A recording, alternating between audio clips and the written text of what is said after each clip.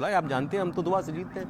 तो जर्नलिस्ट ने कहा मुझे बड़ी हैरानी हुई कि यार ये प्लेयर कह रहा है हम दुआ के भरोसे हैं। दुआ से पीटते भी तो हैं। नहीं, फिर उन्होंने आगे पूछा कि नहीं फिर भी तैयारी क्या करते हैं आप, खास तैयारी क्या है इस बार आपकी मैचेस के लिए। तो उन्होंने कहा हम वजू करके जाते हैं, वहाँ से पहले वजू करते हैं। उन्होंने कहा हम वजू करके जाते हैं।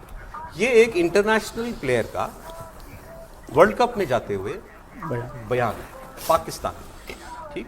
और ग्राउंड पे नमाज पढ़ने को लेकर के क्या क्या बातें हो चुकी हैं। वकार यूनुस ने तो ओपनली कहा था किसी एक प्लेयर का नाम लेते हुए, शायद रिजवान एक प्लेयर तो उनके लिए कहा था कि मुझे सबसे अच्छा ये लगा एक मैच में इंडिया के खिलाफ। उन्होंने कहा कि उसने हिंदुओं के सामने ग्राउंड में नमाज पढ़ी। वो ये वकार यूनुस का स्टेटमेंट है। ऐसे और बहुत सारे लोग पाकिस्तानी क्रिकेटर रिटायर होती है इतनी लंबी दाढ़ी रख लेते हैं आप। लेकिन ये व्यक्ति खुद जो एक जर्नलिस्ट हैं, ये कितने हैरान थे अपने क्रिकेटर की, इंटरनेशनल क्रिकेटर की बात सुन के। आप देखिए ये फ्रॉम हॉर्सेस माउथ आपने सुना कि दुआ से हम जीतते हैं और हम वजू करके जाते हैं, मतलब ये हमारी तैयारी है जाने के लिए। और क्यों ये प्रॉब्लम है उनकी और ये माइंडसेट क्या है, ये आप एक और एक्स क्रिकेटर से सुनिएगा। वो एक एक्स क्रिकेटर एक आज के क्रिकेटर के बारे में बता रहा है। मुश्ताक अहमद इनका नाम है, ये आपने सुना होगा। मुश्ताक अहमद पाकिस्तानी टीम के बड़े खिलाड़ी थे। इन्होंने भी इतनी लंबी लंबी दाढ़ी रखी और वो बड़ी शान से एक पॉडकास्ट में बता रहे हैं कि मोहम्मद रिजवान आज का खिलाड़ी है पाकिस्तान का। उन्होंने कहा मोहम्मद रिजवान के हाथ से 5 गोरों ने पाकिस्तान लीग के अंदर पाकिस्तान में कुरान पकड़ी है। ये अचीवमेंट है कि एक क्रिकेटर ने 5 ईसाइयों को, गोरों को कुरान पकड़ाई, इस्लाम की दावत दी। और ये भी फिर आपको आप यूट्यूब पे करोगे तो याद आ जाएगा। एक कोई प्लेयर चलता चलता मैच खत्म हुआ या ब्रेक हुआ, चलते चलते एक इंग्लिश क्रिकेटर या साउथ अफ्रीका के क्रिकेटर को कह रहा है कि आप मुसलमान फील्ड पे पाकिस्तानी के खिलाड़ी करते हैं। आप सुनिए। मैं इन्होंने जो मजहबी बातें की उस पर बिल्कुल नहीं जा रहा हूँ। मैं केवल ये कह रहा हूँ कि इन्होंने नाम लेके प्लेयर का कहा कि उसने 5 गोरों को PSL में कुरान पकड़ाई। और उन्होंने कहा कि इनके मुताबिक सबसे बड़ी काबिलियत ही ये है कि आप नमाज पढ़ते हो तो आप बढ़िया परफॉर्म करोगे। हम वर्ल्ड चैंपियन बने तो हम इसलिए बने कि हम नमाज पढ़ते थे। हमारी टीम, इमरान खान उस वक्त कितनी नमाज पढ़ते थे किसी को नहीं पता जब उन्होंने वर्ल्ड कप 92 का जीता था। कह रहे नहीं, अभी उन्होंने मोहम्मद रिजवान का नाम लिया तो मोहम्मद रिजवान को ही आप सुन लीजिए ना।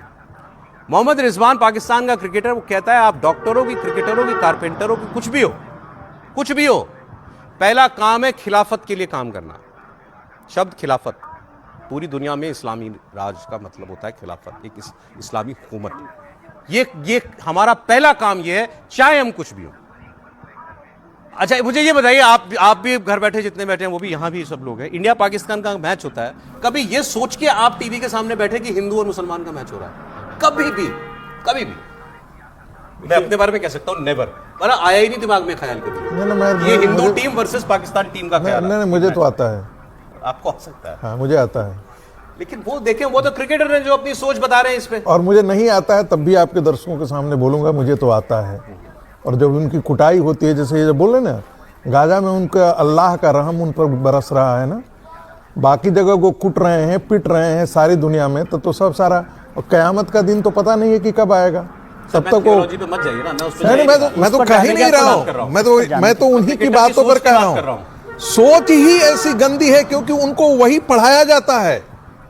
ये सोच कोई एक जगह थोड़े है, भारत के अंदर ऐसी सोच नहीं है क्या? भारत के अंदर भी उनकी सोच वैसी है। अच्छा, भारत की टीम में मुसलमान प्लेयर नहीं खेलते क्या? हमारा तो कैप्टन मुसलमान खेलते हैं, लेकिन हमारे यहाँ सोशलाइजेशन थोड़ा हो चुका है। मैं फिर अभी सिराज खेलते हैं, कश्मीर का भी प्लेयर कोई खेलता है, बहुत सारे प्लेयर है मुसलमान खेलते हैं हमारे यहाँ। बट ये सोच है क्या? मैंने कहा आपसे, मैं आज आपको बताऊंगा पाकिस्तान की सोसाइटी की सोच। तो ये सोसाइटी के एक सेक्शन की मैंने बात की है। मैंने आपको क्या एक बयान किनके सुनाए? क्रिकेटर का बयान सुना है, एक एक्स क्रिकेटर का बयान सुना है। तो इसमें से कोई हैरानी है आपको?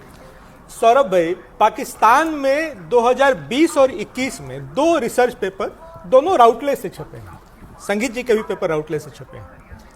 तो उसमें drivers of extremism in higher educational institutions, तो वहाँ कायदे आजम टेक्निकल यूनिवर्सिटी IITs की तरह है वहाँ, और IIMs की तरह जो वहाँ के टॉप मैनेजमेंट इंस्टीट्यूट्स हैं, उसमें सैंपल साइज लिया गया, सैंपल्स और सर्वे किए गए। तो पाया गया कि level of education has nothing to do with the level of radicalisation. जैसे भारत में चर्चा करते हैं ना कि मदरसे से आतंकवादी निकल रहे हैं, मदरसे से। पाकिस्तान में ये कहा गया कि यार मदरसे से नहीं निकल रहे हैं, मदरसे से ही नहीं निकल रहे हैं, उन मदरसे से ज्यादा निकल रहे थे जिन मदरसों में मॉडर्नाइजेशन के लिए पैसा आया था। ये दोनों उस रिसर्च में आया। दूसरा, जो पाकिस्तान के टॉप के यूनिवर्सिटीज थे, वहां टॉप के आतंकवादी निकल रहे थे। The higher educational institutions in Pakistan, they were producing the highest lot of terrorists, radicalized lot. कुल मिला जुला करके जो बात है कि ड्राइवर ऑफ एक्सट्रीमिज्म जो है वो कुछ और है।